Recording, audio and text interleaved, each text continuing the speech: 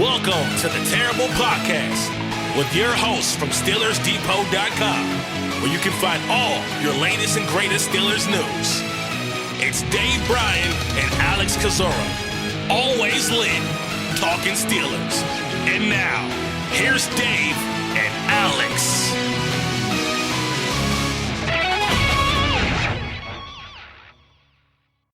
Welcome to the Terrible Podcast, Season 15, Episode 105. He's Dave Bryan. I'm Alex Kozora, SteelersDepot.com. Thanks for being back with us this Friday. Steelers Nation, another busy show today talking about a new quarterback in town, or really an old quarterback in town, not the one that we've been waiting for, but a familiar face in Mason Rudolph, some other signings, some Steelers signing elsewhere. Dave, have you been taking any contemplative walks on the beach lately as you thought about what to talk about for today's show? No, I have not. I grew up on the Gulf Coast there, and right there on Pensacola Beach. I've done enough walks and all on the beach in my life now. So no, I'm not having to contemplate anything other than will I indeed get my Friday spaghetti for lunch? Ooh, that's a big story though. We'll see if the Daily Mail covers that. It is. If I don't get it, it will be a big story.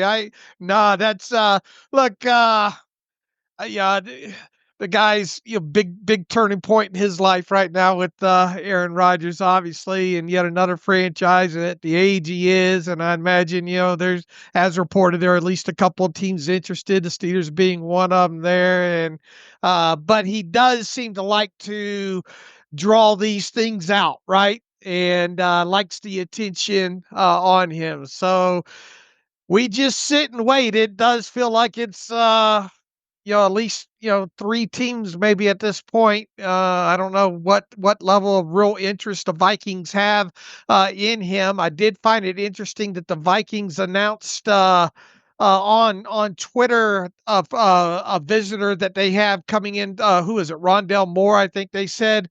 They announced him as a free agent visitor, and that his visit started.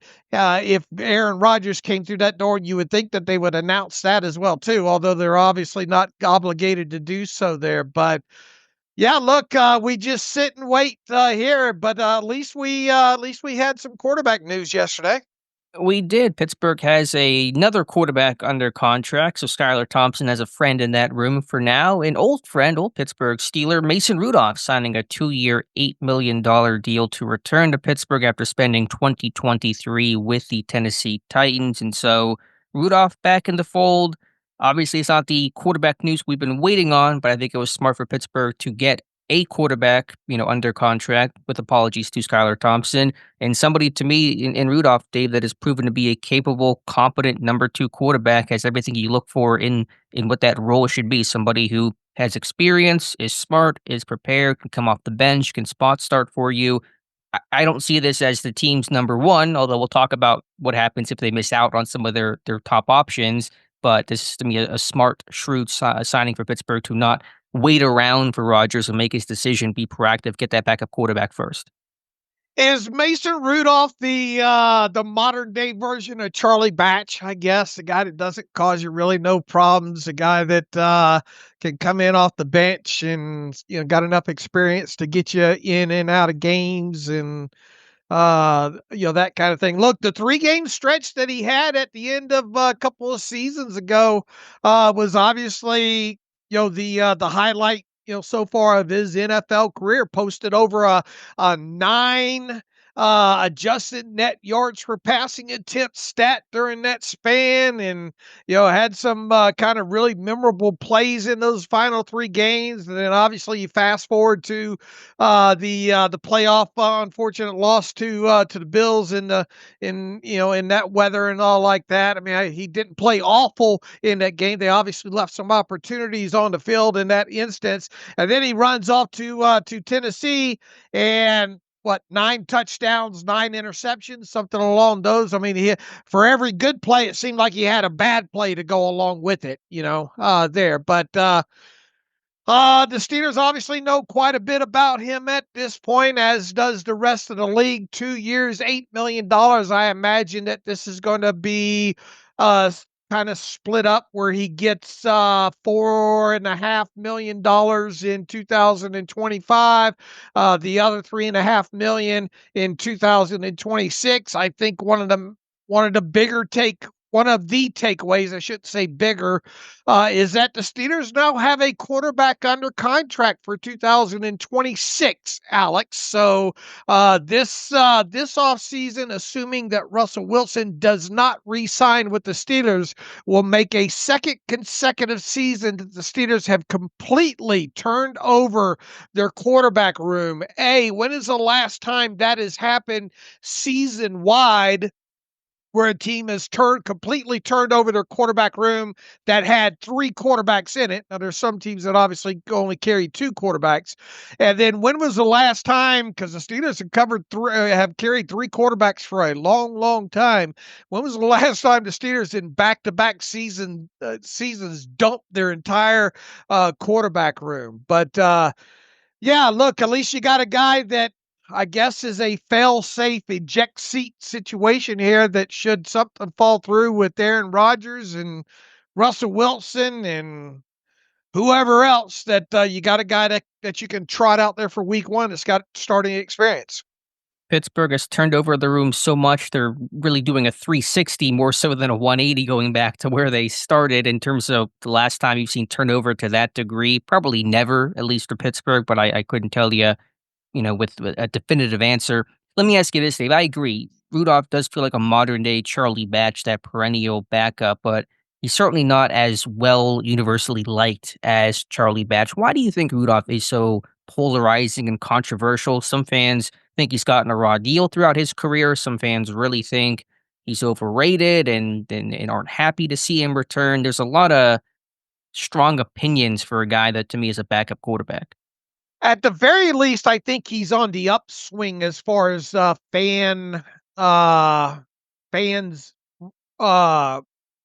being more on his side, and that obviously started towards that end of the season a couple of seasons ago, where you had the whole Mitch Trubisky thing, right, and the fans chanting for Rudolph, and during the well, I think it was a nationally televised game. And then obviously he gets in there and did what he did in those three games to end up the season, and played well overall. Obviously, got them into the playoffs and things. Everything that went along with that. Why it all kind of started off, Rocky, I remember him back in my head. I think it kind of started right after the draft with things that he said about wanting to compete for the spot, and Ben Roethlisberger, and some of those things maybe being taken not only out of context, but B, just things that you expect a young kid to say. I want to go in there and compete, and show I can play, and compete for the job, and all like that. And then kind of the way the rebuttalness, I guess, of Roethlisberger, and the way that was framed, and everybody's going to side with the franchise quarterback at that time, especially when some of the things, I guess, were framed the way that came out of Mason Rudolph's mouth. And then you kind of had the what all happened. It felt like Rudolph was the outcast reindeer, if you will, in the quarterback room for several years there. And when he did get a chance to play, didn't play memorable, if you will. And then you obviously had that Detroit game that Roethlisberger missed. That's the one that I think ended in a tie, right? Yeah, with those fumbles by, was Yeah, that Deontay and Frymouth, I want to say. right. And I just think a lot of it probably stems back to him coming in at a bad time in this organization, while Ben Roethlisberger kind of dumped on him, wasn't a fan on this of the team spending a pick on the quarterback, and trading up to do so. So I think that's kind of where it all started, really, overall, when it comes to fans not really being a fan of Mason Rudolph, if you will. That's probably a good summation of it all. I tend to agree. Just interesting to see. Again, I think you're right. He's more well liked than he used to be, and maybe that will continue. But one of the more polarizing, non-starting quarterbacks I think Pittsburgh has had in quite some time. But overall, what do you see Rudolph's role fitting? I know the quarterback situation still is unclear without knowing what Aaron Rodgers will do, what Russell Wilson will do. It does feel like teams are at least trying to get other quarterback movement going. Wilson is visiting with the Giants today after visiting with the Browns yesterday, leaving without a contract. Pittsburgh signs a backup quarterback. I think teams are at least putting some wheels into motion and not just sitting idly by as Rodgers takes his time and decides his future. I tell you what, you're not giving Mason Rudolph $4.5 million guaranteed to be the number 3 on the depth chart. That is safe to So say. hate to go Captain Obvious with you there, but I mean that's where we're at right now. I mean he's the new spot holder as far as QB1 until until further notice at this point, and then we just we see the way the rest of this thing shakes out. I guess rolling back in my head, some of the things that Art Rooney said, where we kind of like both of our quarterbacks to be our top 2 quarterbacks to kind of, I forget the exact words, be Same style, the yes. starter and backup, same style of offense. Well, Mason Rudolph's not the most mobile, not the most uh he's more of a pocket statuesque, I guess, kind of guy that certainly would play into backing up a guy like Aaron Rodgers at this point, or a guy, God forbid, and people are. I Oh have to boy. throw it out there until it's no longer an option.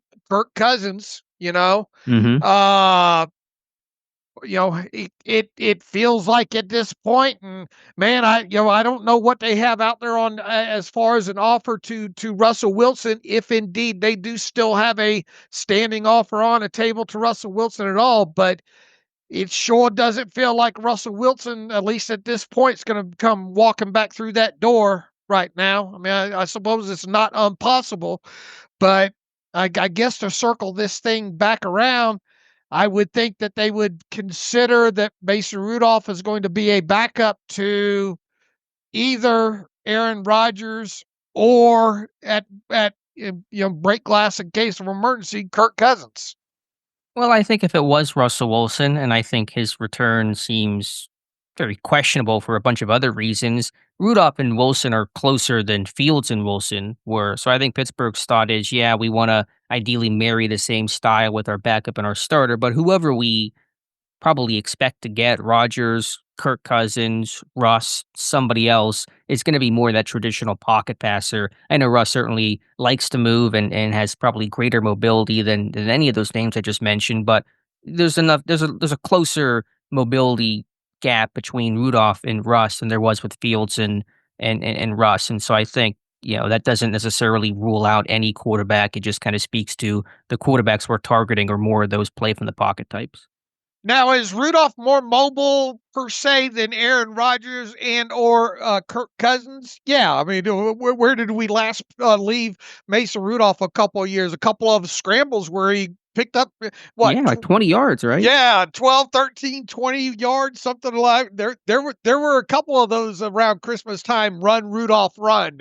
I think jokes that went along in there. But as far as overall style of play, this is a guy that's mostly going to his strengths are pocket passer per se, if you will. So, I mean, you could do worse as a backup quarterback, I suppose, right? But if you do circle this thing back to kind of the things that Art Rooney said, it's kind of funny. You go back to the things that Mike Thomas talked about as far as how important is quarterback mobility. It sure feels like this team's headed to one of the less mobile or least quarterback mobility rooms in the NFL. Yeah, it seems so. But anyway, I mentioned that one time, do we put too much stock in the mobility alone? Because so much about quarterback play is much more than just how mobile, how athletic you are or aren't. Um, Let me give you just kind of this quick thought here to kind of tie Aaron Rodgers into this. And I'm not saying I believe this, I don't. And my thought really since the moment the season ended was that Rodgers will play in 2025. But I do wonder, the longer it takes for him to decide, is retirement a real possibility for Aaron Rodgers? Because I'm sure he's known by now basically what his market would be. He knew he was going to get cut by the Jets. That's been announced for weeks now, and he probably already had that inkling once the whole new regime got put into place.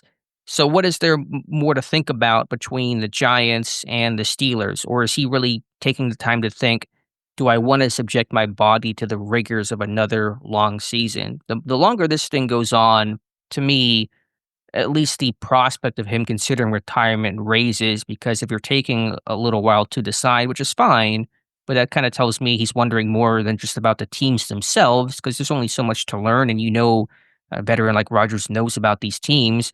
To me, it's more about, do I want to do this whole football thing for one more season at the least?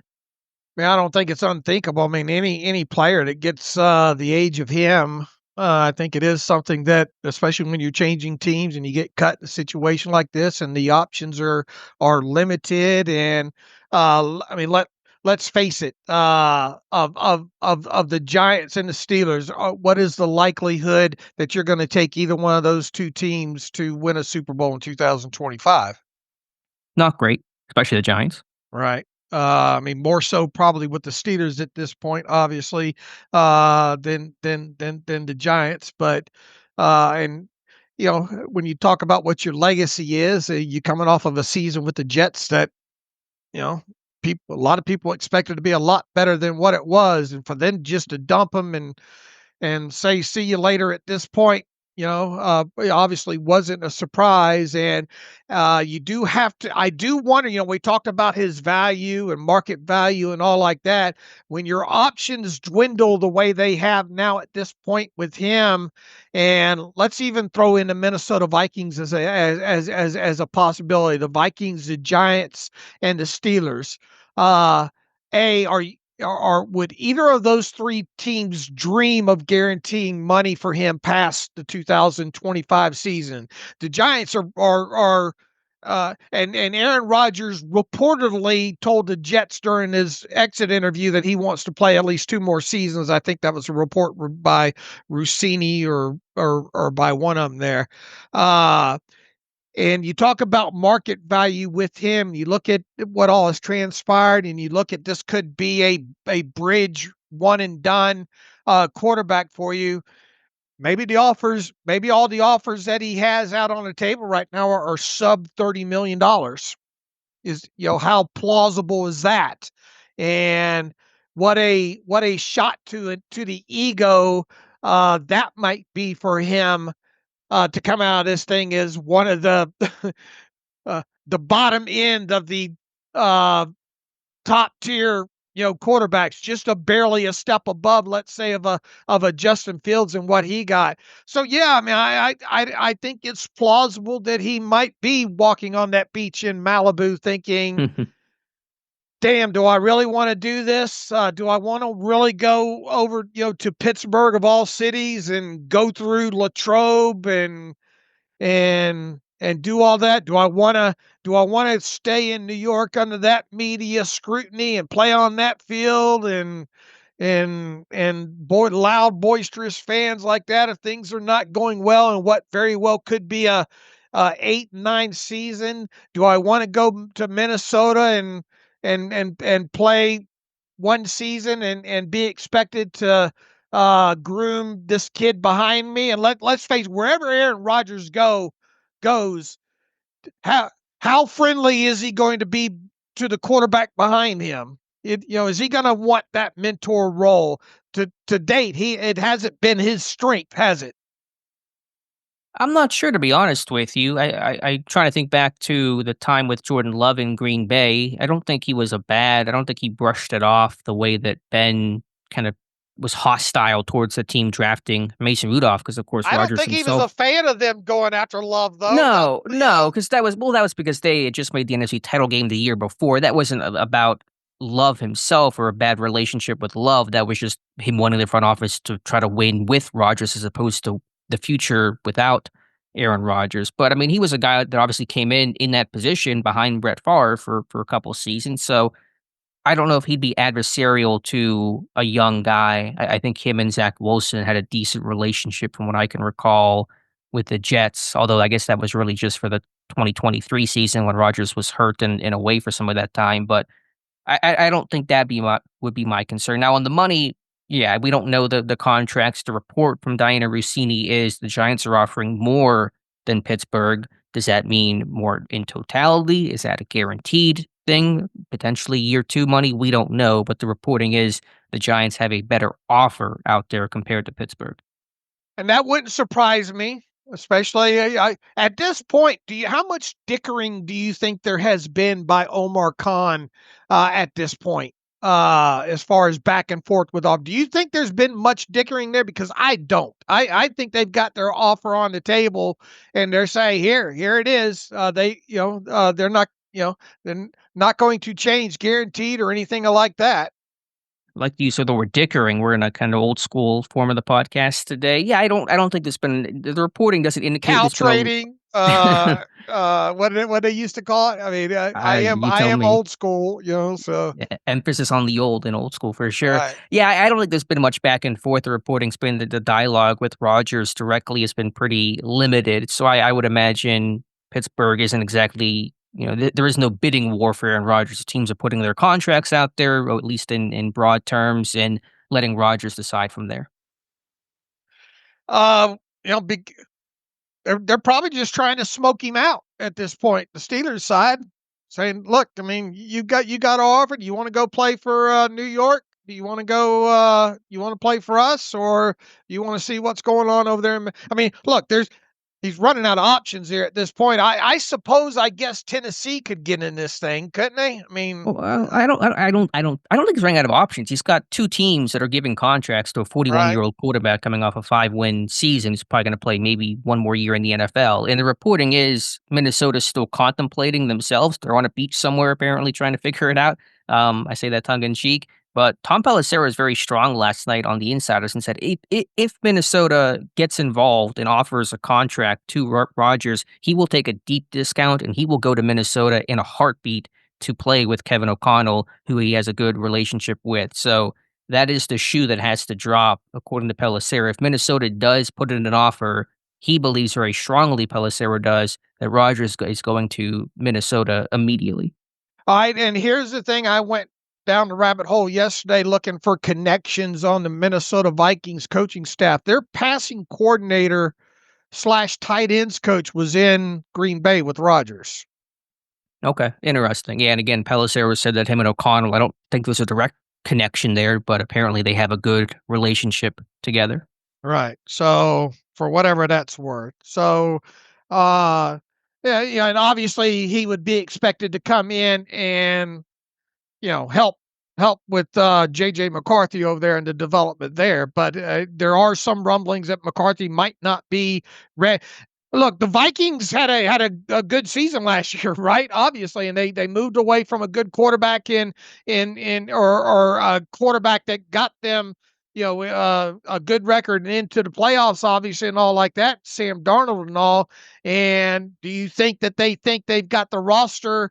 Because JJ McCarthy is going to go through some growing pains and all like that. Do you want to put all that on him with the roster that you have built at this point? Or do you want to go with a veteran like Aaron Rodgers to help bridge you over to McCarthy?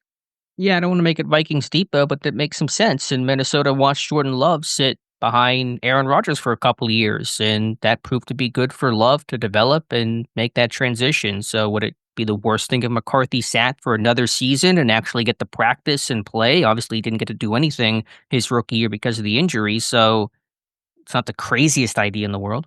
All right.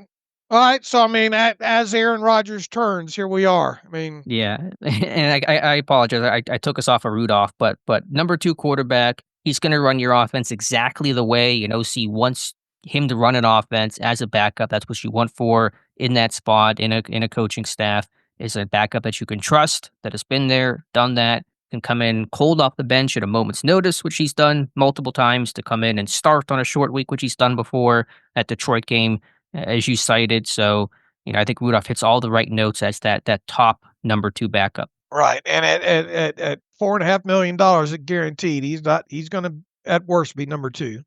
Now the question becomes, what if you lose out on Rodgers and Wilson for whatever reasons? Should Rodgers go to the Giants, or if he retires, or if Russ goes to the Giants and Rodgers goes to Minnesota? What do you do at that point? We've covered some of that before, but I'll just say this now that Rudolph is in the fold. If you lose out on Russ and Rodgers, you're out of starting like clear starting good money options. And so at that point, you're going to bring in another quarterback, but you're going to be in camp battle mode where you're going to have Rudolph and whoever else compete for that job in the summer. Right, and you're running out of options that could be really legitimate competitors for him, other than maybe a rookie high draft pick or something like that, unless you lob off that phone call to Atlanta one last time. If you hypothetically acquired Kirk Cousins, however you acquire him, and you're not paying him a bunch of money, does he become the clear starter, or would there be a competition between him and Rudolph in the summer? I don't think if Kirk Cousins gets out of Atlanta somehow, some way, he's not going to take. I don't see him taking a deal, anywhere comparable to what Rudolph just signed. But what is his market? What market would there be for Kirk Cousins? I mean, I suppose Tennessee could still be somewhere where he could go, right? We've heard no trade market for him, right? Right. And the contract's an albatross, obviously. Right. But there's been no rumblings about if he's cut, this team will jump in for him. Other than that March 7th report that just Cousins going to Arthur Blank and saying, do me a solid and get me out of here so I can go start. I think that's really all we've heard lately about Atlanta and Cousins. Sure, he wants to start, and Atlanta says they want to keep him. I think if you acquire Cousins and he's not being paid a bunch of money, let's say he gets cut and you sign him for pretty cheap, then you have to have a competition. He's not at a position in his career where he can just waltz in off the street into your building sight unseen and have that number one job locked up. Maybe Tomlin does a pole position. Well, I don't know. Fixing to go down there again. We got pole position part 2, the sequel, pole position, the sequel. Right. So all of that is just to say to me, because some people said, what is Cousins' market value? It's over 10 million. It's over 9,000. I don't know. It's probably over 10 million, but it's not going to be at the level of a Rodgers or Russell Wilson. Is it 20 million? I think it's really hard to sell because he's not a slam dunk starter. And so it's hard to really commit that kind of even low level starting money. If you didn't pay Fields $20 million per year, how do you justify paying Kirk Cousins $20 million per year? You're paying for that experience and everything that goes along with it. And hopefully you get back the version that the Vikings had a couple of years ago, I think. Yeah. But again, that's what you're paying for. True. I just make the point to say that some people have asked about how does Rudolph potentially get in the mix as a starter if they don't get Rodgers, if they don't get Russ, then I think you're probably shifting into we need to throw some mud at the wall, whether that's another veteran, which it probably would be I don't think they're going to have interest in Jameis Winston, but a Jameis Winston type, a Joe Flacco, a Drew Lock. You really look towards the draft at that point as well. All of that gets murky. Pittsburgh, I don't think, wants to go down the rookie route. But that's where I think Rudolph would potentially be something more than a clear number 2. Let's see who's still out there. Gardner Minshew signed. I guess Drew Lock's still out there, right? Flacco's still out there. He visited the Giants for what it's worth. Or is going to visit. Has Case Keenum landed anywhere yet? Carson Wentz, I think, is still out there. Winston's the most talented quarterback, but to me, the interception proneness just does not jive with how Pittsburgh's philosophy has worked for the last several seasons. Right. So that's they would be in definitely in a rock and a hard place if they don't get one of Rodgers or Wilson or per se Cousins, I guess. Is there a concern about how seemingly backwards the team is being built. You get the receiver before the quarterback. You get the backup quarterback before the starting quarterback, presumably. Is that a concern, or is that just sometimes it's messy and the way that you ideally build your roster out, A, B, C, does not always work the way that you want to in your head? I think it's extremely messy considering how the assumption that we thought that this team thought that they were going to get one of Russell Wilson or Justin Fields back this offseason. At least the things that they were coming out of their mouths with from Omar Khan to or from Art Rooney II to Omar Khan at the combine, talking about those guys. Hope is we get one of those guys back, and then boom, here we are to the point where sitting around wait. I don't think it went anywhere near as what maybe they had mapped it out to be.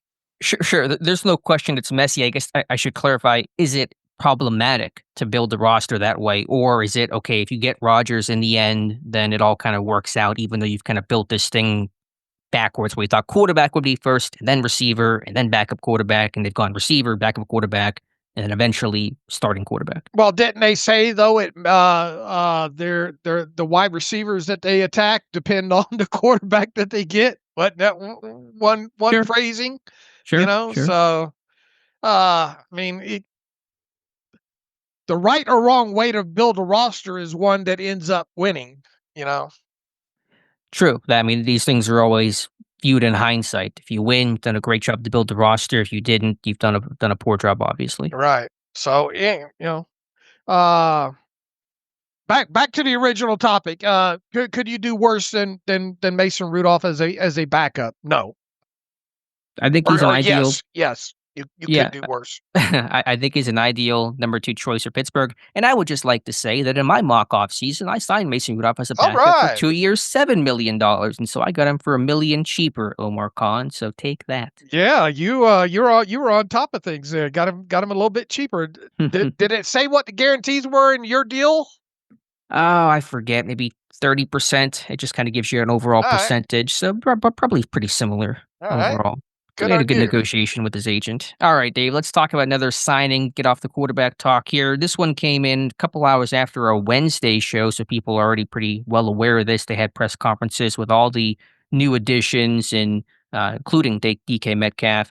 Brandon Echols, cornerback formerly of the Jets. So we've gotten a quarterback. We've gotten a Jets player. We've not gotten the Jets quarterback, and so we'll see what happens there with Brandon Echols coming into the fold after starting a couple games last year for New York. I think mid-round pick of them 4 seasons ago. And so Darius Slay also added, so Pittsburgh bolstering their secondary with the veteran in Slay and the younger player in Brandon Echols.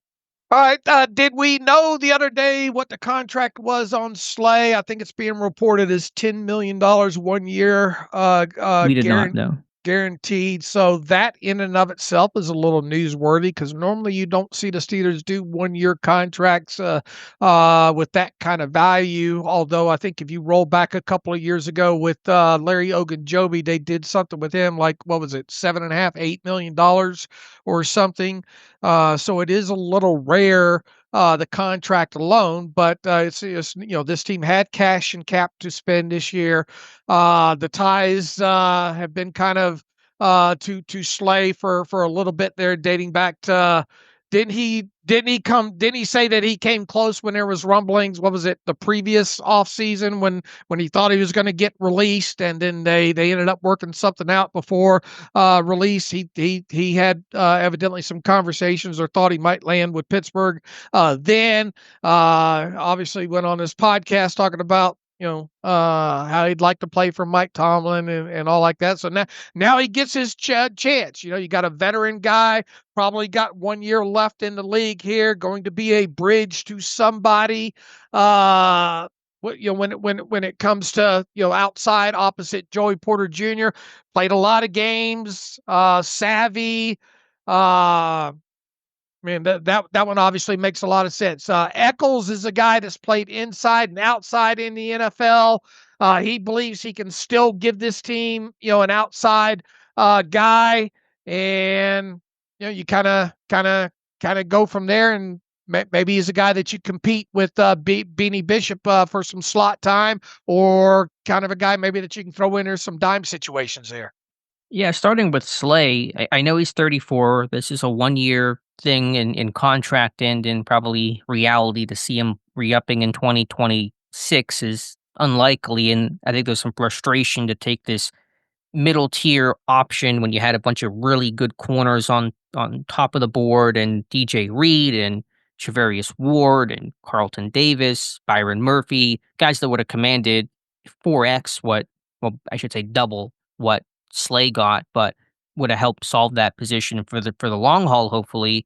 But to me, Dave, I watched Slay's tape, a bunch of his tape, and he can still play. To be 34, I guess 33 last year, the way that he still moves athletically, and certainly the what I call the FBI, the football intelligence that he has, I'm sure makes up for any diminishing athleticism compared to his 20s. His anticipation, his reads, his knowledge, his angles to the football, his patience, diagnosing route trees, his film study, which he's talked about, really still makes him a good player who can match routes and close on the ball. I know he had 0 picks last year for the first time since his rookie year, but to me the ball skills are still there. He reads, he reacts, he closes in a hurry, can still make plays. Some of the bat downs he had or deflections he had turned into interceptions by teammates last year. He can tackle. Go back and watch that week 1 game in Brazil. He lays the lumber on Josh Jacobs and forces a fumble. So this, again, 1 year thing for sure, but this is still a guy that can play. How many snaps did he play last year I think about defensively? 700 in the regular season, and then of course the whole playoff run. Okay, so I mean, this is a guy that still got some gas in the tank, it seems, and can should be the guy obviously at that price that starts opposite Joey Porter. Yeah, no question about that. Yeah, some people have said, is this Patrick Peterson 2.0? To me, it's not. I think Peterson looked much more at the end of his career than Slay did. Peterson was looking like, is this guy going to have to go to safety? And of course, he ended up doing so late in the season when injuries and Casey's suspension really left the team empty. But to me, Slay has a lot more life in his legs than what Peterson did when he got signed a couple years back. All right, and behind him, obviously, you have Corey Trice, who they want to find out more about this year to see if he can stay healthy. Just see if they can potentially develop him. I have not watched much of Eccles other than highlights, and that's kind of dangerous to do. Now I know who did the profile on him, Josh. Josh. You know, Josh seems to think there's a little bit there.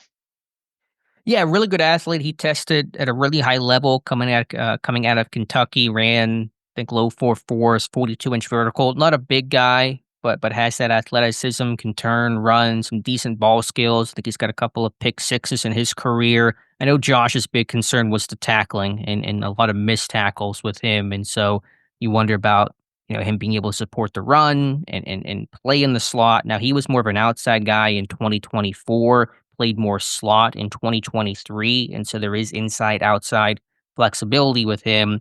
I think it's a good backup move though. I mean, if you have him behind Porter and Slay, and then of course you have Corey Trice Jr. and hope that he stays healthy, that's a pretty solid 4 for the outside. Now again, the slot, I think Eccles will get a look there.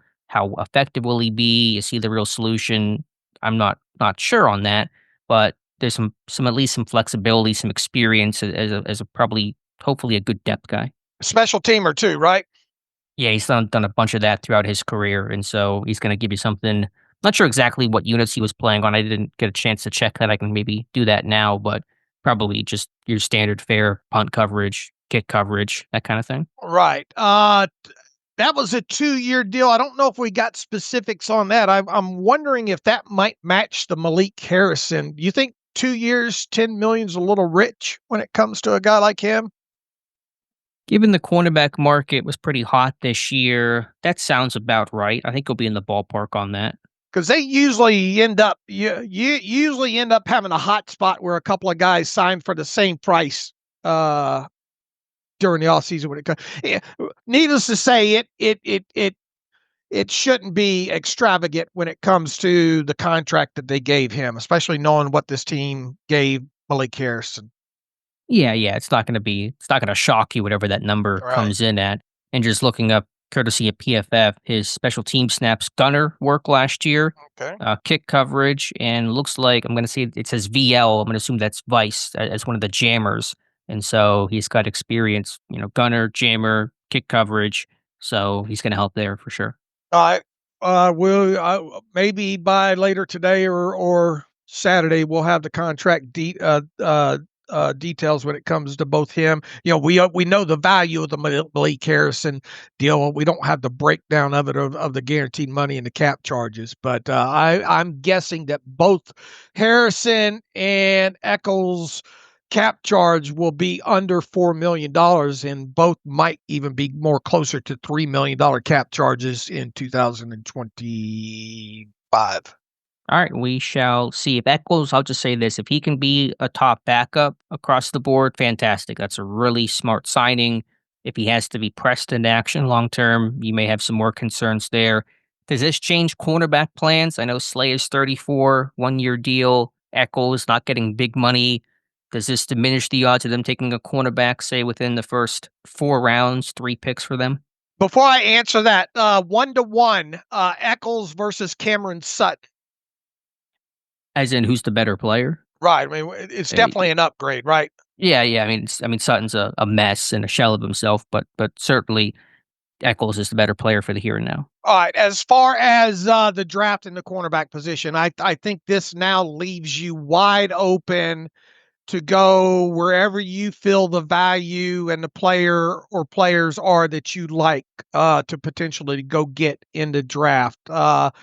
I wouldn't imagine that's going to be first round. Currently, they don't have a second round pick, but I think from any time from the third round on to the rest of the picks, if there's a cornerback that fits what you like, and one of the maybe the 2 or 3 that they have circled is really liking and seeing being a Steelers player, I think that gives you the ability to go that and either slot or outside or ability to play both. Now, do I think they'll double dip at the cornerback position in the draft now? No, but this in no way, shape, or form limits them as far as drafting a corner at some point in the draft.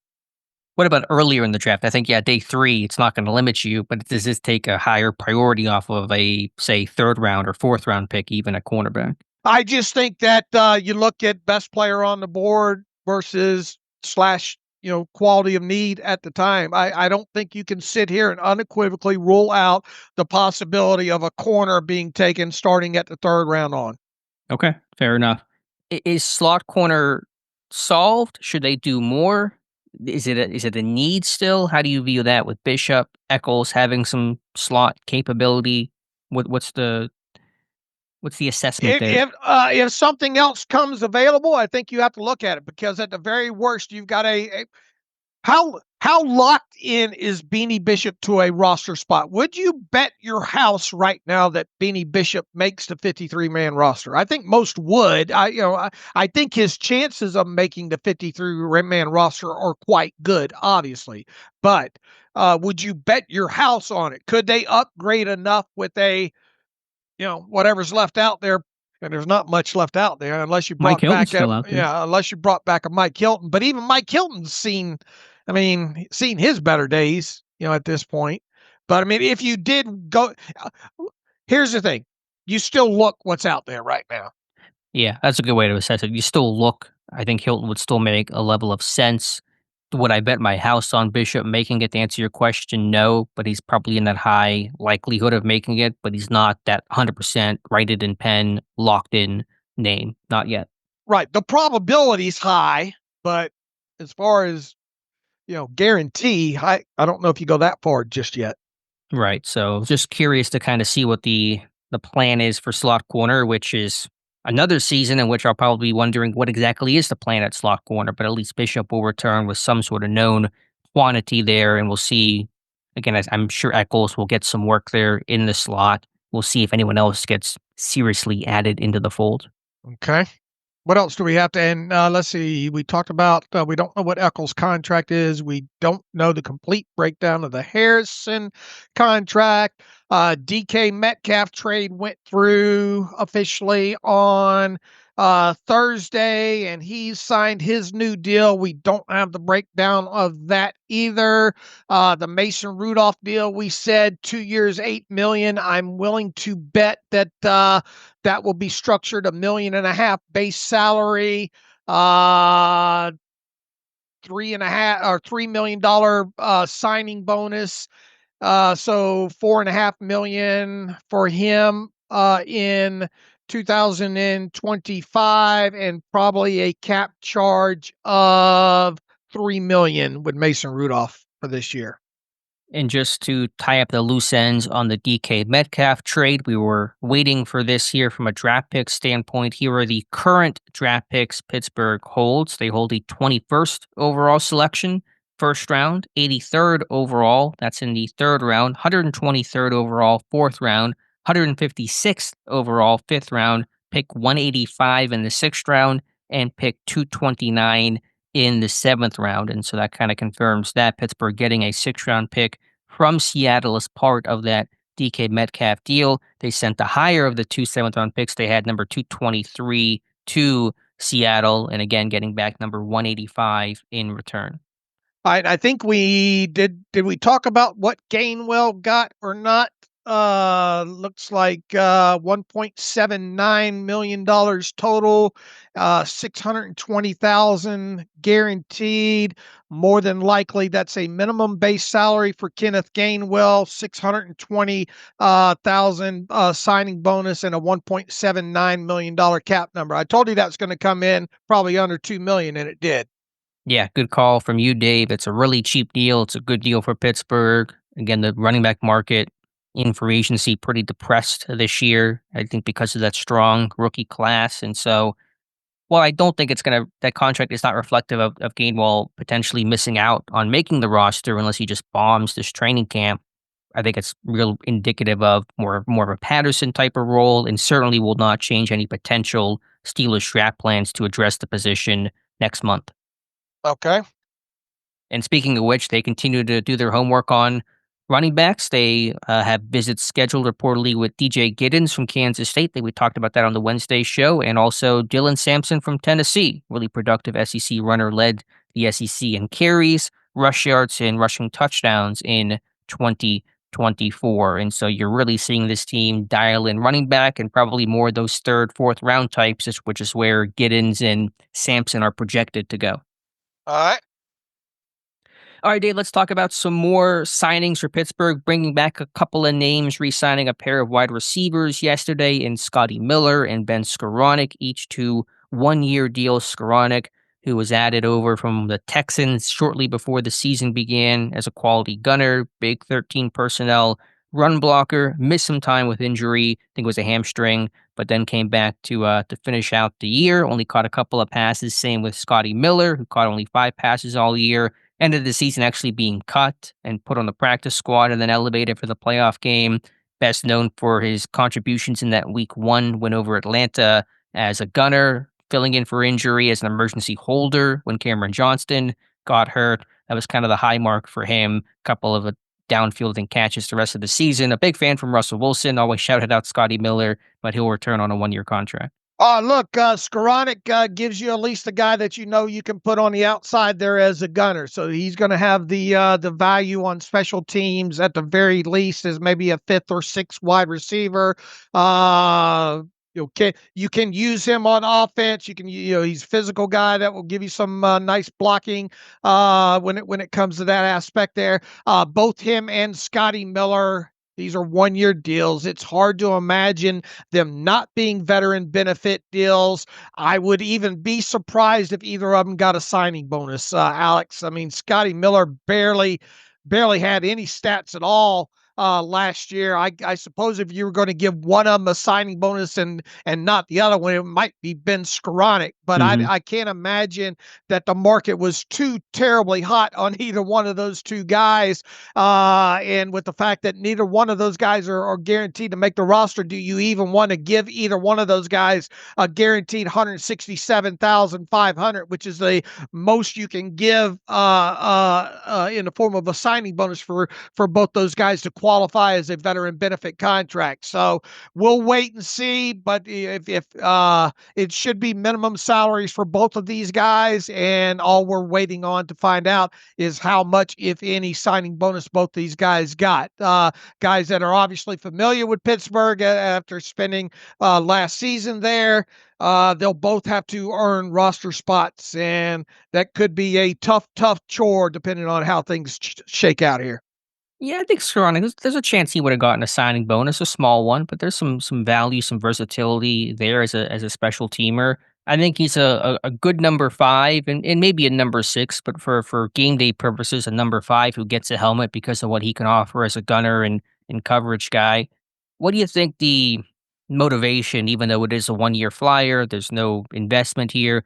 What do you think the motivation was to bring back Scotty Miller, given that he did very little in 2024? Just a guy that you're familiar with, and you never know how things shake out with injuries and everything along those lines. So just familiarity aspect at a minimum value makes him very valuable. Fair. And I think just a good locker room guy, some versatility, real put his hand in the pile, do whatever's asked of him. And so there's some value in that, and obviously going to be the cheapest deal possible, I assume, to bring Scotty Miller back. All right.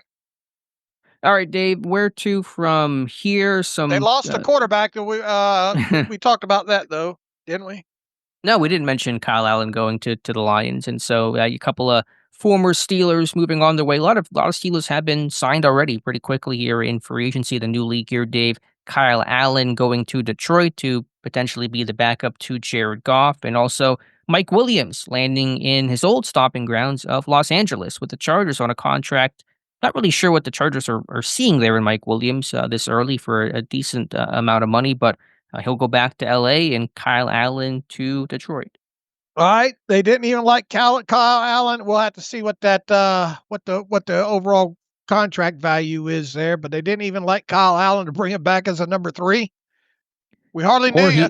We hardly knew you, Kyle Allen. We'll always have that one pass to Pat Fryermuth against Dallas. 2 snaps he played last year and had that one completion when Fields got briefly checked out for a concussion. Maybe they offered something there, but maybe Allen wanted to go to Detroit, or maybe he knew that Rudolph was going to come in and at best he'd be a number 3 and can be a number 2 potentially with the Lions, and said, I'll take my chances there. All right. All right, what else do we have here? As mentioned earlier, the press conferences were held yesterday for the official signings of Malik Harrison, Darius Slay, Brandon Eccles. Am I missing a name? Kenneth Gainwell also talked, and then DK Metcalf came in, officially making that trade pen to paper. So any big takeaways from what the players had to say at their pressers yesterday, Dave? I mean, they all spoke about pretty much Mike Tomlin and having looking forward to play for him, and in the situation of like Malik Harrison. I thought it was interesting. He's asked about the whole Patrick Queen thing and said, "No, there was never really any animosity or anything about that." He did say that he called Patrick Queen, and I believe, and asked him his thoughts before making his decision on signing. Metcalf shot down the stuff about playing warm weather and all, and all of them, even the defensive guys were asked, well, what do you think about the coming to Pittsburgh, not knowing what the quarterback situation is? And pretty much kind of standard answer across the board was, we trust this organization to make the decision that they're going to make, and go about it that way. And even the running back Kenneth Gainwell was kind of asked about that, kind of brushed that off. He was asked about Arthur Smith, and I think he said he hasn't talked to Arthur Smith yet, but he obviously will here in the very, very near future, and that he knows Arthur Smith likes a 2-back system, and He'll do whatever he needs to do when it comes to contributing that way. Just no one tell Kenneth Gainwell they're going to draft a running back who might be the number 2 in that two-back system, but there's going to be a role. There's going to be some sort of snaps for Kenneth Gainwell. Did you put your tinfoil hat on for this answer from DK Metcalf when asked about the quarterback situation? Obviously, it's going to matter to him more than it's going to matter to Malik Harrison or Brandon Eccles. Was asked about basically, you agreed to come here. You're here in Pittsburgh. They still don't have a starting quarterback. He says, let me find the exact quote. When I hopped on the phone with those 3 great gentlemen, they made me feel welcome. First off, that was referring to Art Rooney, Omar Khan, and Mike Tomlin. And then he says, quote, and then secondly, they made me feel like they had the right decision with who was going to be throwing me the football. Does he know something we don't know, or was Maybe. that a broad sweeping way to say we're going to make the quarterback situation work? Don't worry about that, DK. We're going to get a guy to throw you the football without actually saying this is who we're going to get you to throw the football. Yeah, that's a good point. I didn't dive that deep into it like that, so maybe they know. But if this happened on Sunday evening, which is when the trade got reported, and obviously there is no quarterback clarity as of Friday, 11:13 a.m. Eastern time, could Pittsburgh really know who was going to be their quarterback to throw to DK? Probably not. Right. So unless they were bluffing to get DK in the door, which I'm not sure was the case. Or maybe they thought they had a deal in place. Right, Who knows? true. At the time, maybe they thought they had a deal in place. Right. Maybe they thought Fields was going to re-sign, or they had, Rodgers was done, sealed, and the second he got released Wednesday, he was going to come to Pittsburgh. We don't know, but that quote was the most interesting one of all the quarterback related questions that basically every guy fielded yesterday. All right. Not. I mean, props to DK. He's engaged now and got a big move coming up. And I'm trying to think if there's anything else that popped out in the transcript when it comes to him. It's a good presser. Thought he was Yeah. super engaging, and it was just exciting to hear from him. And he'll wear number 4, right? Yeah, I was going to mention that. That's kind of the other big thing, too, finding out his jersey number. There was a lot of discussion. We even had it a little bit on a previous show. He wore 14. Literally, he wore 14 in high school, in college, and in Seattle, obviously. And George Pickens has 14. And would he try to buy the number off of him? How would that work? But he is going to wear number 4. He said he did not even bring up the idea of getting number 14 to Pickens, said, I want to create my own legacy, my own path. And so it's a pretty big deal for him. Also, Pittsburgh letting him wear number 4. To my knowledge, this is the first time a Steelers receiver has worn a single-digit number for a regular season game. Somebody said there was a guy in the 40s. I had checked the media guide. I don't think that guy was a receiver, but in that era, positions were a little more fluid than they are today. But yeah, his point is you don't see the number 4 for a receiver in Pittsburgh ever, but Metcalf will change that. Yeah. And yeah, good on him. And that's, they've already got that for sale in the pro shop. So that's signed, sealed, and delivered. Will Darius Slay get number 2 now that it's open with Fields exiting? What's Mason going to get? That's a good question. I don't know. Didn't Mason wear 2 last time? Yeah. Yeah. But I think if it comes down to Slay versus Rudolph, I think Slay would get first crack at that. Okay. What did Mason wear in Tennessee last year? Was he 2? No, he wore 11. Yeah. 11's open, right? Because Vance Jefferson's gone. Right. Maybe he does 11. All right. What's We'll let you know. Aaron Rodgers going to wear if Aaron Rodgers signs? Let's cross one bridge here on the jersey numbers when we get to it. All right, Dave. Anything else? Pro Day watch Pittsburgh on the trail this week. We mentioned, I think, Mike Tomlin being at Georgia earlier this week, and then they were at Clemson yesterday, which they're always at Clemson. The Tigers don't have an elite group of prospects, but there are going to be some draftable guys this year. And so it was Tomlin, it was Arthur Smith, Terrell Austin, Zach Crockett, an area scout, was there. They had a pro day dinner with the running back from Clemson, Phil Maffa, and also, I think you mentioned, was it Peyton Page, the defensive lineman? Yeah, that's according to Tony Pauline as well, too, supposedly. I think Josh wrote that up this morning on a report from Tony Pauline. Okay, Moffa had a big bruising back, was kind of quiet, petered out down the stretch, but still had a productive year, well over 1,000 yards for the Tigers. Should also mention, is there any stock in, because we learned more about the Georgia Pro Day since we last spoke, Dave. Terrell Austin put some of the DBs through drills personally, including top safety in this year's class, Starks, and also Dan Jackson, kind of a sleeper who was not invited to the combine, had a really good workout, ran really well. Is there anything to read into that, or is that just Terrell Austin wanting to run a DB drill? Anytime that I think that you get a position coach or defensive or coordinator, putting guys through drills, like that, I think it's meaningful. You know, I agree. is it guaranteed they're going to draft one of these guys? Absolutely. I mean, what's the stock on Malachi right now? Yeah, Malachi Stark's a safety. He's regarded as a top safety in this year's draft. I'll see what mock draft database has him at. He should be viewed as a first rounder. I don't know if that's more mid, probably more mid first rounder. They have him his overall projection 24th overall, so right in Pittsburgh's range. All right. And what about the other defensive back? What's the range on him? He's going to be a day three, late day three type of a guy, Dan Jackson. But does Dan Jackson fit from? I haven't watched anything on Dan. Have we done a profile on Dan Jackson yet?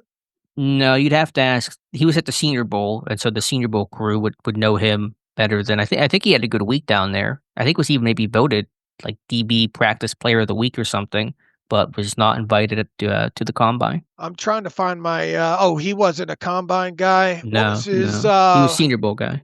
What was his Senior Bowl measurables?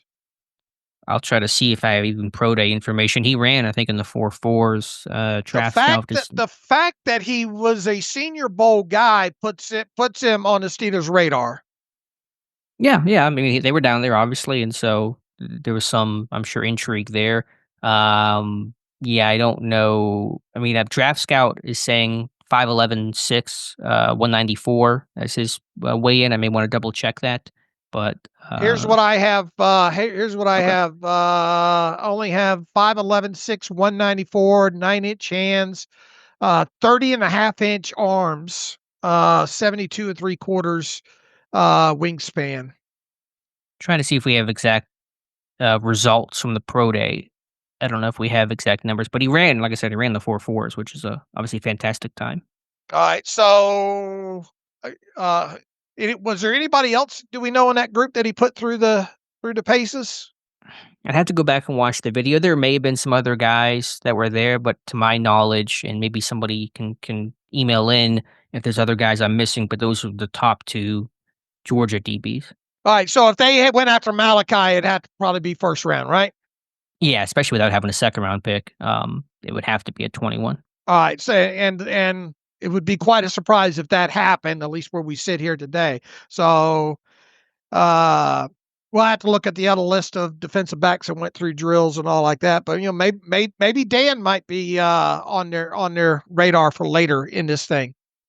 And is Starks the craziest idea in the world? I mean, I don't know. I would be shocked. I mean, you obviously can't pigeonhole yourself to just thinking you're going to have one player there if that player doesn't get there. So could Malachi be in a group of say 5 players they think they're going to have that might have a shot that fit what potentially they need? Yes, I think he could.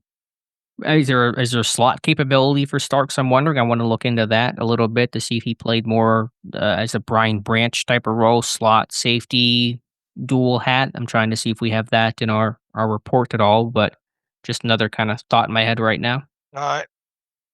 Anyway, I don't have the information readily available on that. So, anything else here, Dave? Any other pro day happenings? Anything else we should be mentioning? I mean, you run down the list real quick of notable scouts or whatnot that you've seen. There's almost too many to name. Our pro Oh, day tracker is up on site right now. I think I mentioned Mark Sadowski being at USC. You spotted my guy Chidi Iwoma at Fresno State, area scout. That's his territory, Southwest, and so no big shock there. Quentin Harris has been in the Michigan region. They were not at Western Michigan. I believe they have a draftable guy up there. Trying to see what else I have here. Jimmy Knoll was at Rutgers. Yeah, Quentin Harris at Michigan State. Sadowski at USC. That's kind of the updated list there. All right. The Steelers so far from the outside, DK Metcalf, obviously the average per year is well over the Cam Hayward hierarchy number there. But as far as everybody else goes, everybody's going to be below it. Unless if they were to sign anybody else that would crack that Cam Hayward number, it would probably be a wide receiver, right? Another wide receiver. If they were to add somebody in for agency? Yeah, if they were to sign anybody or trade for anybody, or I mean, obviously it'd potentially be a quarterback could have an APY, but non-quarterback related, what is the likelihood of another player of cracking the Cam Hayward APY line? Yeah, I doubt it. I really don't think another bigger name receiver, even if it would come in below that, is going to get brought in. I think in this Arthur Smith offense, you have DK, you have Pickens, you have Calvin Austin, Roman Wilson. You may draft somebody on day 3. I mean, this is not an offense that can really float 3 receivers catching 50 balls each, you know? I mean, it can barely support 2 at times. And so I think adding a third is not on Pittsburgh's radar. All right, I would agree. I And would like to see them get involved with the Cooper Cup thing, but I just got a feeling that he's going to maybe get a little bit more money than what Pittsburgh wants to pay him. And I don't know about guarantee. I tell you what, if he's looking for guarantees past year 1, he's not going to get it out of the Steelers, you know? So, I don't think there's been really any rumblings about the Steelers being connected to him, but that could obviously change here. Yeah, would you pay a guy $13 million per year to play a slot role for an offense that runs a bunch of 12 personnel? Doesn't seem like I'm going to get good ROI on that. All right. And would you like to see them add another tackle here? Yeah, I think in terms of what's left for Pittsburgh to address, I mean, D-line to me, besides quarterback, is the most obvious need. I think that's going to be the big swing in the draft. I think they will do something in free agency pre-draft, whether that's re-sign Loudermilk or some other equivalent. But I think offensive tackle, offensive line depth overall needs improved after losing multiple pieces. Safety depth, as I've mentioned, completely vacant and absent right now. I don't know how they're going to solve that. The market is not impressive. Would it be a Marcus Epps from the Raiders with a Gerald Alexander connection? That would at least make sense on paper. I thought they should have gone after DeMar Hamlin, who signed a 1-year, $2 million deal with Buffalo. Why would you not try to offer 1 year, $3 million to him to bring him back to Pittsburgh? Okay. Yeah, I agree. I mean, we said that people could be a little bit disappointed overall with this thing. In what sense? As far as like the overall haul. Yeah, I do think some people. I'm not even sure exactly where the perception came from. It's probably because they do have a lot of cap space, but we thought 2 kind of good money free agents, and that's kind of what has happened in Slay at $10 million, and then Metcalf, not a free agent, but a massive deal there, obviously, and then quarterback would also get paid as well. We thought it'd be a re-signing. Does not appear to be the case right now. So the idea they were going to go spend $30 million on DK, go spend a bunch of money on quarterback, spend decent money on a corner in Slay, and then go sign a $20 million cornerback. I never really thought that was going to be the plan. Here's the thing. What if they don't find a quarterback to dump a lot of money on? A lot of cash. Do they just say, okay, we're just, we're not, I mean, look, they're still Who's going there to spend money on? I know, just it's Watt, and that's it. Yeah, I mean, there's no free agent to go spend a boatload of money on right now. Right. I mean, other than right. That's why I say just the quarterback. I mean, look, you can obviously spend a little bit of cash and give Chris Boswell some more, move some money around from 2026 with him. You obviously even if you wanted to, you can't extend Joey Porter Jr. This offseason because he's got to have 3 seasons underneath his belt before you can touch that contract. So you can't even go that route with him. Who else could you potentially spend money on?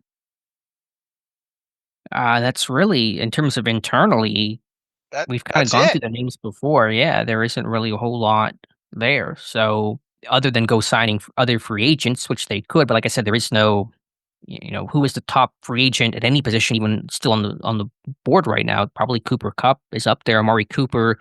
Other positions, I don't know what the top defensive linemen look like right now. That is the team's biggest area of need. but I don't think there's a name that is screaming that says, go sign me. Okay, I would agree. Why not some more Aaron Rodgers news, Dave? According to Mike Florio, Rodgers will be participating in a charity flag football game Saturday, and we'll see if he talks to anyone about his NFL future. All right, he's got his he's got his hands full, doesn't he? And we have our hands full too because of Aaron Rodgers. So we'll see what he says, if anything, over the weekend. All right, shall we get to some reader emails there? Yep, let's do that and close out today's show. I got too many damn windows open here. I gotta get back to where my email is here if I can find it. Okay, I know we got quite a few emails in here today. Let's see.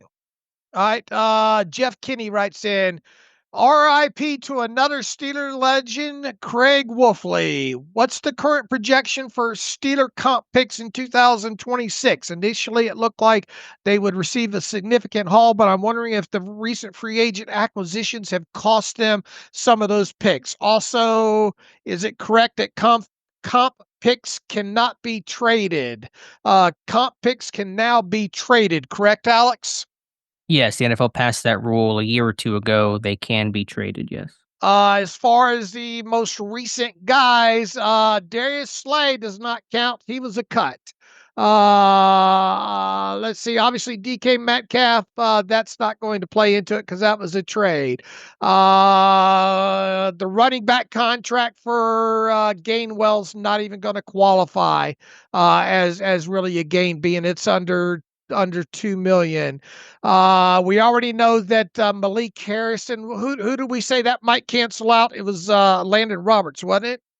I am looking at Nick Corte over the cap right now. If I'm reading this correctly, it looks like Mason Rudolph is going to cancel out Mike Williams. Malik Harrison will cancel out Najee Harris. Okay. So where does that leave him? 3 or 4 on the board? Yeah, according to Corte, now we don't know all the details on Brandon Echols' contract, and so until we know that, we don't know how that's going to factor into the comp formula, if at all.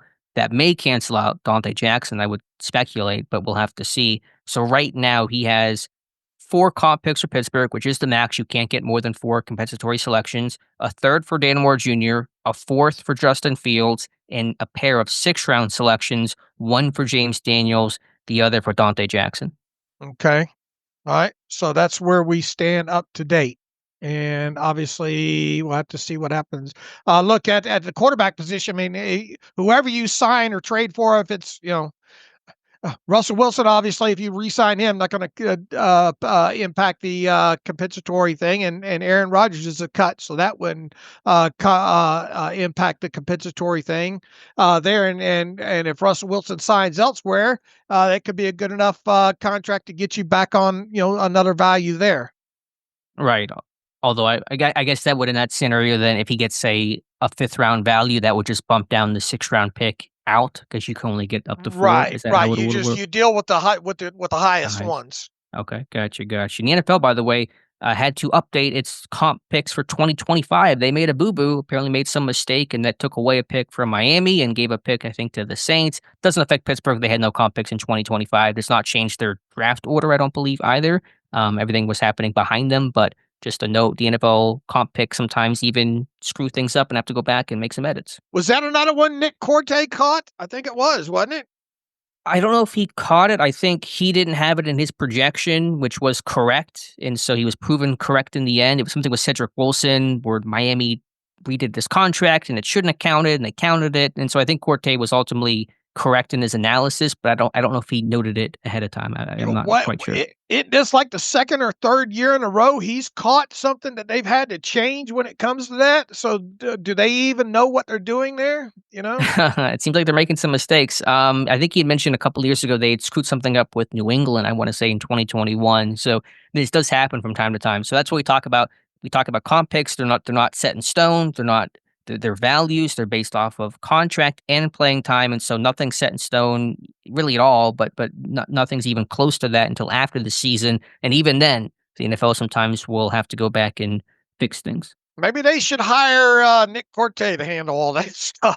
You think somebody would at this point with this because he is the expert on this thing. I don't see, how can he have a better grasp of the system? I mean, I know how, but because he educates himself on this stuff. I mean, how does he do it better than the NFL? And it's a bad look for the NFL, is what it is.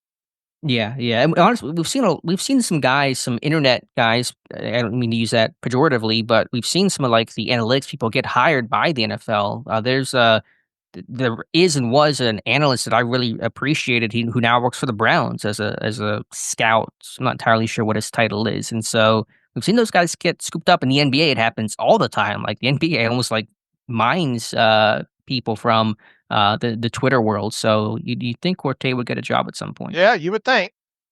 Anyway, any Uh, more emails? let's see, email wise, Devin Beerley writes in, thanks for all your great work. I, like most Steeler fans, were hoping for a big cornerback splash in free agency, but after seeing some of the corner contracts, do you think the Steelers decided to hold off on signing one to big money, seeing as Joey Porter Jr. will be up for an extension next year? Look, I mean, 1 year, 10 million for Slay's not, not just a minimum contract there. Obviously, I think Devin's saying he's thinking they were going to go after somebody, 15, 16, 17 million, but they probably had their eye on Slay, and that's probably Eccles as well too, and that's obviously why they went the way that they went there. So the thing with they had to do something on the other side with Corey Trice Jr. And obviously probably not going to bring back Cameron Sutton and losing Dante Jackson there.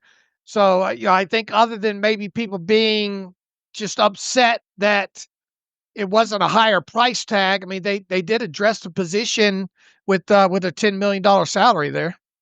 I guess the question is, why didn't they find somebody long term? And could Porter's potential extension make them hesitant to do that? Nah, I mean, you can manage all that from a cash and cap situation. This wasn't done. They didn't go that way because, oh Lord, we're going to have to pay Joey Porter Jr. next year.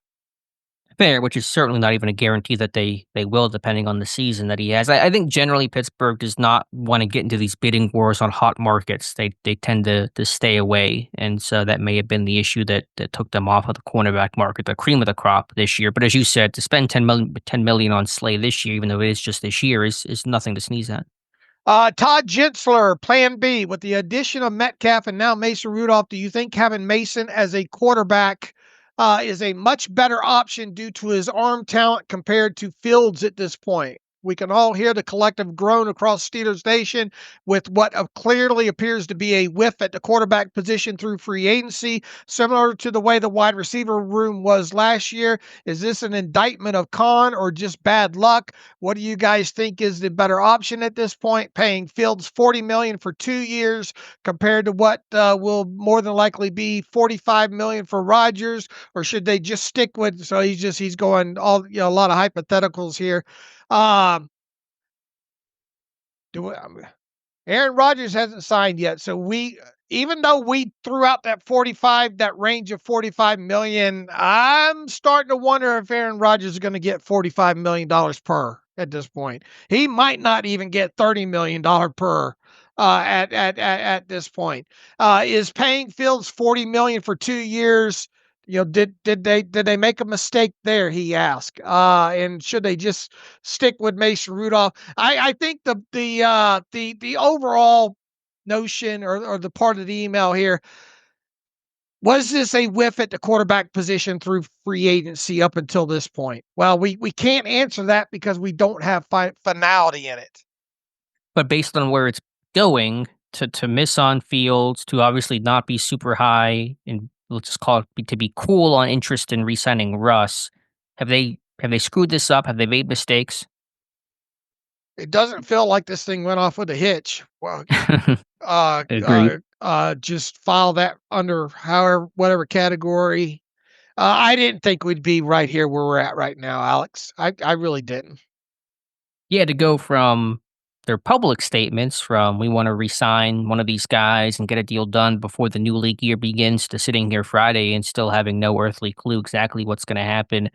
I've had the same thought. I think a previous emailer had said it well. It does feel like a rudderless ship of a team just grab bagging quarterbacks and hoping the next guy works out. And I think it's hard to have stability that way when you're constantly having this revolving door of quarterbacks and uncertainty. And if you sign Rodgers, there'll be uncertainty beginning for next year as well. Will he retire? Will you resign him? Will you go draft somebody? Be in a very similar boat. And so that is frustrating to see this team just seemingly be completely aimless when it comes to what they want in a quarterback, who they want, and how they're going to get them.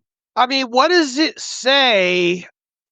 Back to the point in the middle of the podcast there that we are very close to having a complete turnover of a three-man quarterback room 2 off seasons in a row. What does that say about their ability to find right guys, or B, get at least guys, get you somebody? Remember, it was very uncommon for the Steelers to go into an offseason without having at least one guy under contract for the next season that you knew was probably going to be in that room. I mean, what does it say about this organization that at the most important position in the game that you are turning over the room twice completely? Yeah, like I said, I think it just is a team without a plan, without any sort of clarity on what they want and who they want, and any sort of there may be a vision, but then carrying out that vision is difficult, and so Whose it fault is this? Is it collective? I mean, is it a collective? I mean, obviously, Tomlin's going to have a large say of who comes in there, but Khan, obviously going to have his input. Do you think Art Rooney just says, "Hey, what's going on with the quarterback position today, y'all?" Yins. Yeah, I mean it's fair to talk about all three. I would focus more blame on Tomlin and Khan, split more down the middle because they're going to be the drivers of this thing, of that plan and what we plan to do with quarterback and our next steps and all that kind of stuff, negotiations with guys. So that's kind of where my target would be. If you were team president / owner, what kind of role would you be taking in all this with a head coach as tenured as Mike Tomlin is, and a general manager in Omar Khan? Would you be hands off and letting them? Would you be kibitzing a lot in their ear, or would you just say, "Look, I hired these two guys to do a job, and I'm going to let them do it"? Obviously, I wouldn't go to the media with any of it, but how vocal would you be? Would Alex Kozora be team president and owner? I know that's a big scary question for probably everybody in that hypothetical. I mean, I think you're hands off. I think hands off in a lot of ways is the right approach. Hire good people, let them do their jobs. But when it comes to who's our quarterback, those are moments where owners have to step in and at least be very clear and be lockstep in terms of this is our plan, this is what we're doing, here are the updates. The owner should be knowing the most important position in sports and what the outlook on that is for each franchise. All right. Let's go to see Let if me we let me just go ahead. just interrupt. What if Rodgers does not sign with Pittsburgh? What does that say about the Steelers where Fields turns him down, Rodgers turns him down? What does that say about the franchise, if anything? And how will they respond to it? How will they respond to questions about it? You know, look, I'll just the only way I can answer that, Alex, is saying I did not know we would be at this point, couple days into free agency without this team having a quarterback. Is there a And call concern? me, and all due respect to Mason Rudolph, but you know what I mean. No, yeah, no, I mean, yeah, without a number one, like this is our starter, we're all understanding this is the guy they're rolling with. Yeah, no, I agree. Is there a concern they seem to be lowballing these quarterbacks where if they gave a lesser offer to Fields, it sounds like the Giants are offering more money? Is the team doing too much belt tightening on the most important position in sports? Well, look, it's hard to attract a quarterback above the 20 million mark if you're not going to guarantee money past the first year. They're just in a position where they know that whichever way they go, it could be a limbo 1 year situation with these guys, and they probably did undervalue the values of these guys, and that might be part of the holdup with Aaron Rodgers at this point too. If the offer was thicker, then maybe he's already made his decision at this point. We don't know, obviously, but it there's no way not to look at this thing right now and think, man, they whatever plan they had didn't come off without a hitch. Yeah, no, I agree. I mean, it's all I don't know if Rodgers is chasing the top dollar, but does the signal of we're gonna give you less than the other team say we don't value as much as the other team does that create an issue?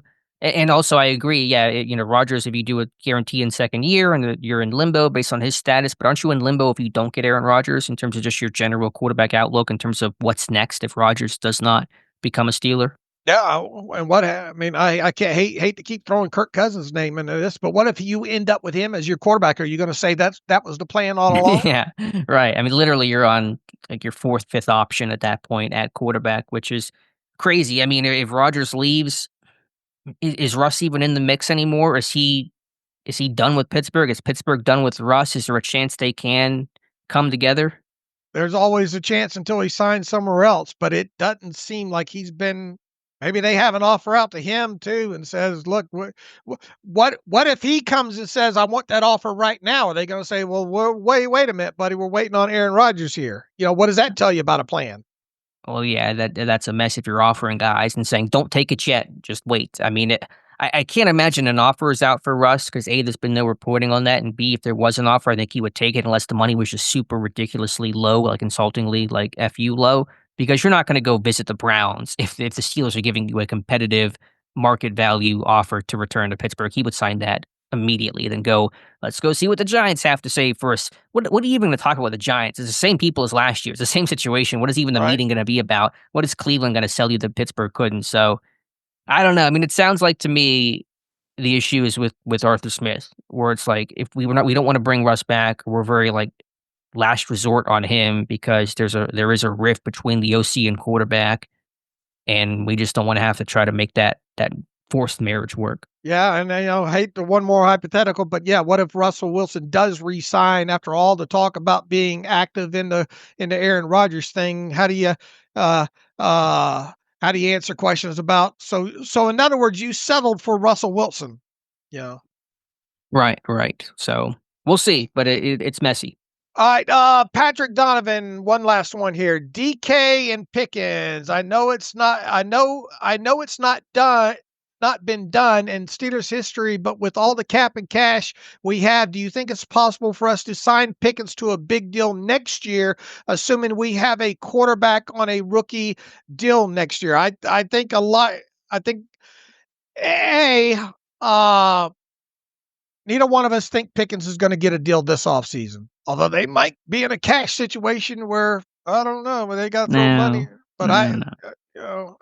it's not going to be. I wouldn't think it'd be guaranteed money past first year, and it's probably not going to be the type of money that puts them in the top five or whatnot. So that's why I think Pickens is out as far as getting a new deal this year.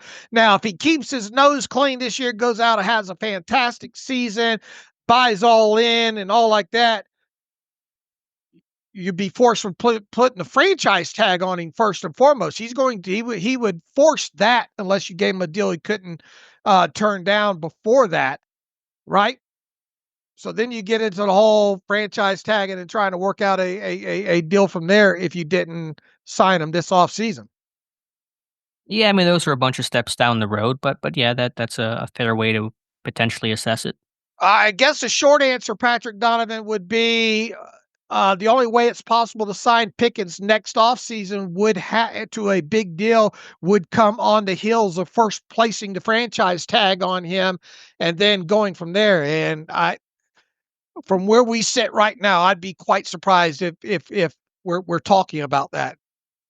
Yeah, but we'll see. I mean, the Bengals are doing with Higgins right now. Now they're having to make tough decisions elsewhere. So I think the question is, if you do that with Pickens, what tough decisions do you make with, say, I don't know, Joey Porter Jr. or whatever else, or a quiet free agent market next year? Was there a question about quarterback? If was that in Patrick's email, or did I What make did he that up? About say? 2026 quarterback. I thought he made a reference to that, but I might have No. misheard it. No. Uh, Just to kind of touch on that, I mean, I think the plan for Pittsburgh still has to be draft a quarterback in 2026, and there's no guarantee, and who knows, and what the class looks like, where Pittsburgh will be picking.